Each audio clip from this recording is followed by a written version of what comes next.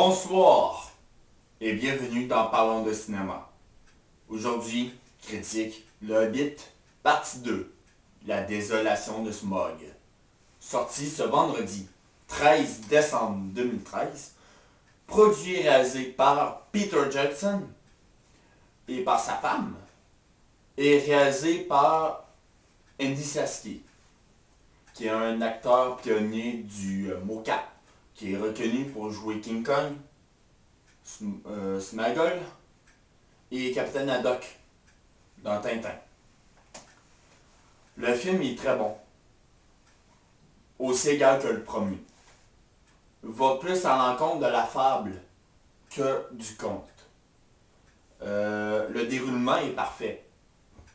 Les scènes sont très cohérentes. Le début. On est habitué à un début épique. Avec le Seigneur des Anneaux, l'arrivée de Sauron. Puis,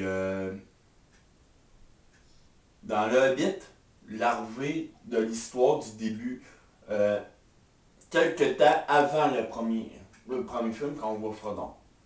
Là, cette fois-là, c'est pas un entrée épique. C'est une information pertinente d'une rencontre entre Gandalf et Thorin. Mais je vous en dis pas plus. Pour cette fois-là, Bilbo est important. Très important. Gandalf est moins important. Il a un rôle quand même important, mais il est moins là. Pour une fois. Azog, j'applaudis Peter Jackson. Tu as amélioré ton personnage. Il est aussi bien fait que Sméagol. Ses cicatrices sont profondes et plus vraies. Là, il a l'air d'une vraie créature. Il demande d'une pâte à modeler. Puis là, pour une fois, le bras en branche, c'est une branche. C'est pas un tas de n'importe quoi ou un Q-tips. Ouais, je sais, ça fait dur, mais c'est pourtant qu'est-ce que j'ai vu. Smaug, parfait. J'ai rien à dire là-dessus. Je suis pas d'accord sur le monde qui disait que le dragon dans Shrek est mieux fait. Pas vrai, pas en tout. Smaug, je trouve que tu pouvais pas le construire mieux. Mais je l'aurais mis un petit peu plus méchant, plus détestable. Il est rusé, il fait attention à ses mots, à ses gestes. Il est capable d'aller chercher l'information que Bilbo lui dit. Mais il a l'air d'un gentil monsieur. Tu sais, un gentil monsieur qui va te donner des bonbons. J'ai rien à dire sur Smaug, il est super bon. L'acteur aussi est bon, parce que vous savez pas, le visage a été mocapé par un acteur. L'acteur, c'est celui qui joue le méchant dans le dernier Star Trek, Into Darkness. Puis c'est un acteur britannique. J'applaudis, il est vraiment bon. Il a été capable de se mettre dans la peau de Smaug. Puis pour un spoiler spécial, Bilbo et Smaug travaillent ensemble dans la série Sherlock Holmes. Les deux sont ensemble dans Sherlock Holmes. Dont Bilbo et Watson, puis l'autre Sherlock. Mais dans ce film-là, ils se détestent. Ils jouent deux personnages totalement différents. Un dragon et un hobbit. Pour une fois, les nains ont un rôle quand même important. À comparer le premier. C'était pas tous les personnages qui étaient importants dans les premiers. On avait Balin, on avait Glwyn, on avait Thorin, on avait Fili-Kili. Je pense qu'il y en a d'autres. Je pense qu'il y en a juste 5-6 sur 13 qui sont importants. Mais là, cette fois-là, pas mal tout le monde a droit à sa scène d'action. Euh, pour une fois qu'on voit le gros roux se battre, moi je trouve que c'est bien pensé, sa scène de combat. Puis tout le monde a un rôle important, un rôle clé. Ils sont pas tout importants dans l'histoire. Ben, au moins, ils ont de l'importance dans l'histoire. Mais, tu sais, ils sont pas là pour décorer le décor. Ils font partie du jeu. Car dans le bit, ils décoraient le décor. T'avais les 6 en avant, puis eux, ils étaient derrière, à background, puis ils étaient comme... Bon, ben on les accompagne, en fin de compte. Le seul petit hic que j'ai, c'est quelques scènes qu'on remarque les défauts de décor.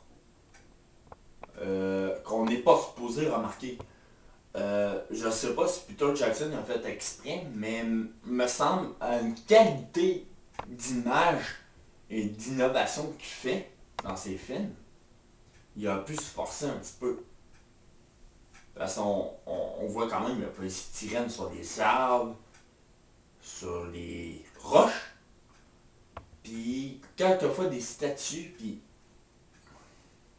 même des fois je me demandais si les barreaux étaient vraiment des vrais barreaux, ils étaient plus en mousse. La façon qu'ils étaient faits, ils rentraient dedans puis ça rebondissait. Le métal, ça rebondit pas.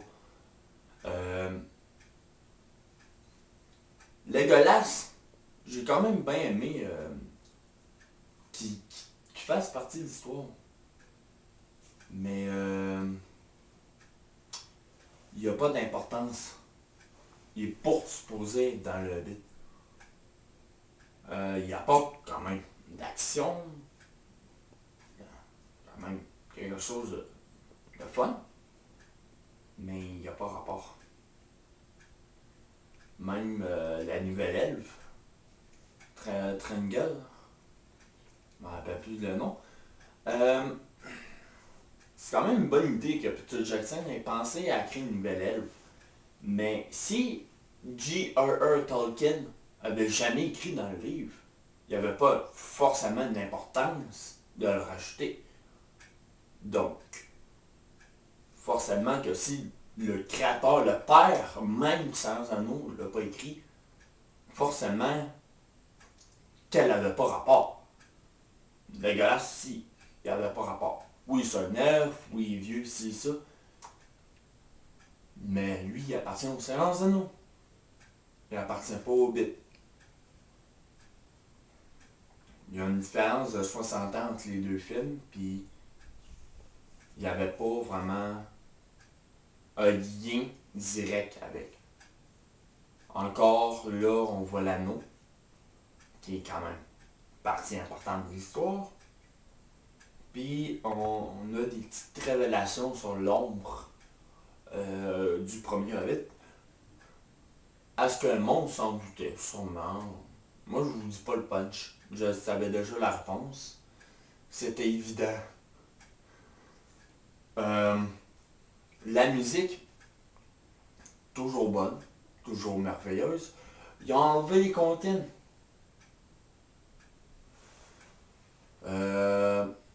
C'est bien qu'il ait enlevé les comptines. Je suis content.